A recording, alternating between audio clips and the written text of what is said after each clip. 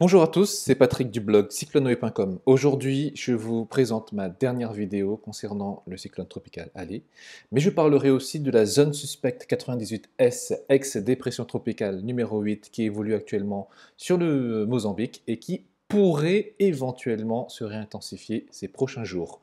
Mais avant de commencer, j'invite ceux qui ne l'ont pas encore fait à s'abonner à ma chaîne YouTube et surtout, n'oubliez pas de cliquer sur la petite cloche pour être prévenu des prochaines publications.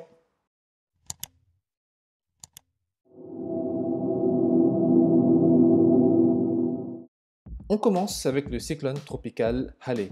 À 10 heures, selon le centre des cyclones de la Réunion, le système était positionné par 22,8° sud et 70° de est. Le système génère encore des rafales de l'ordre de 195 km/h près de l'œil et il se déplace en direction du sud-ouest à la vitesse de 15 km/h. Comme vous pouvez le voir sur l'animation satellite, la forme de la convection principale de ce système est une nouvelle fois asymétrique puisque l'ensemble de l'activité nuageuse est désormais localisé sur la partie sud de la circulation dépressionnaire, c'est-à-dire ici. Lorsque l'on regarde l'imagerie micro-ondes, ça confirme que l'essentiel de l'activité convective est situé sur le cadran sud de la circulation dépressionnaire. On voit au centre que l'œil est toujours présent, mais on voit aussi une grosse faiblesse sur la partie nord du système.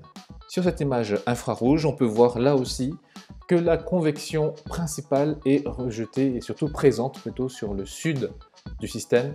On a encore des sommets très froids ici. Alors en revanche, sur cette partie nord, vous voyez, le code couleur est plutôt vert-bleu, c'est-à-dire des nuages à faible extension verticale, c'est-à-dire que l'essentiel de l'activité convective est parti sur le sud du système. À partir de maintenant, le cyclone tropical Ale va connaître une lente phase d'affaiblissement parce que d'une part, nous avons un talweg d'altitude au sud du système qui va imposer un cisaillement de nord-ouest qui lui sera néfaste. Et en plus, sur cette trajectoire sud-ouest puis sud-sud-ouest, Ale va se retrouver sur des eaux de plus en plus froides. Comme on le voit sur cette carte du RAMMB, on voit que le système va se retrouver sur des eaux avec un contenu énergétique disponible de moins en moins favorable. Pour finir avec Ale, voici donc la distance par rapport à l'île Rodrigue selon le point du CMRS de la Réunion 10 heures.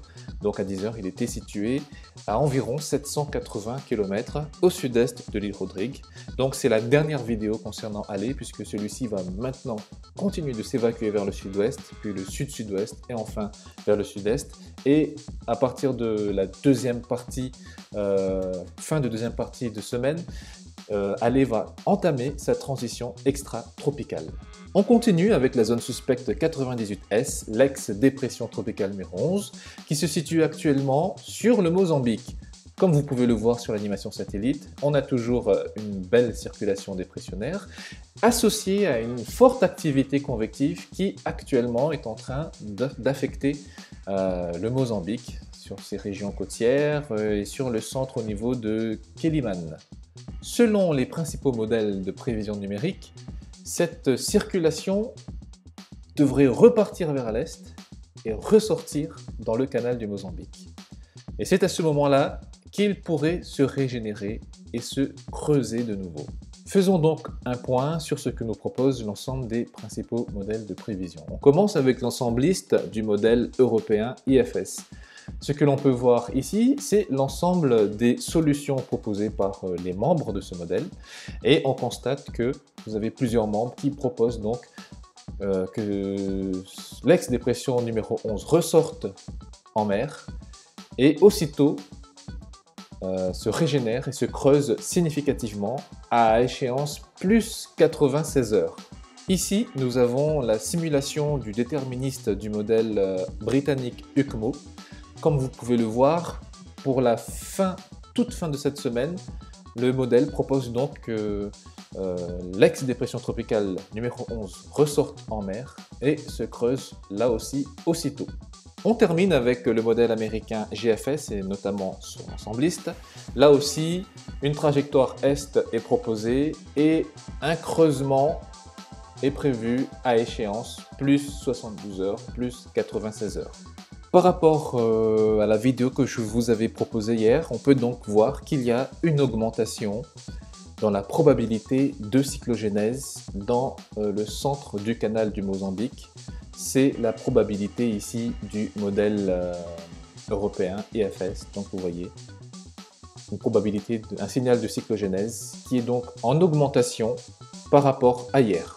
Pour être tout à fait complet, je termine avec quelques mots sur la situation dans la région australienne. Les modèles de prévision déterministes nous proposent une activité cyclonique dans le nord ou le nord-ouest de l'Australie en cours de semaine prochaine. Donc aussi bien là vous avez le modèle européen IFS que le modèle américain GFS qui propose donc une activité ces prochains jours dans cette région. C'est encore un petit peu tôt pour savoir si cela se confirmera ou aura vraiment lieu, mais en tout cas je garde un œil dessus et ce sera peut-être l'objet des prochaines vidéos.